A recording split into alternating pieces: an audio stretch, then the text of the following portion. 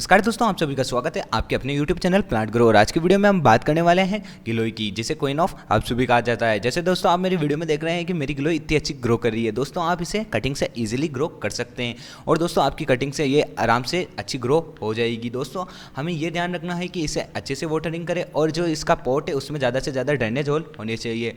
इसमें हम ऑर्गेनिक खाद का ही यूज़ करेंगे, मतलब ऑर्गेनिक मैन्योर ही यूज़ करेंगे, जैसे कि वर्मिकम्पोस्ट, गोबर खाद एसेट्रा। दोस्तों इससे ये इजीली ग्रो करेगा और इसकी एक खासियत होती है कि ये बहुत जल्दी बढ़ती है। इसके लिए हम इसे सहारा देंगे, जैसे कि दोस्तों इस वीडियो में मैंने एक डोरा ऊपर बांधा है और इसके ऊपर इसे सहारा दिया है। इससे ये अच्छे से ग्रो करेगी और ये ज़्यादा से ज़्यादा हमें प्रोडक्शन देगी।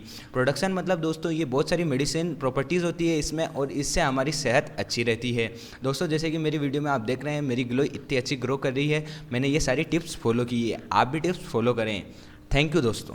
अगर आप ऐसा ऑसम कंटेंट देखना चाहते हैं चैनल को सब्सक्राइब करें, वीडियो को लाइक करें और घंटी बजाना ना भूलें।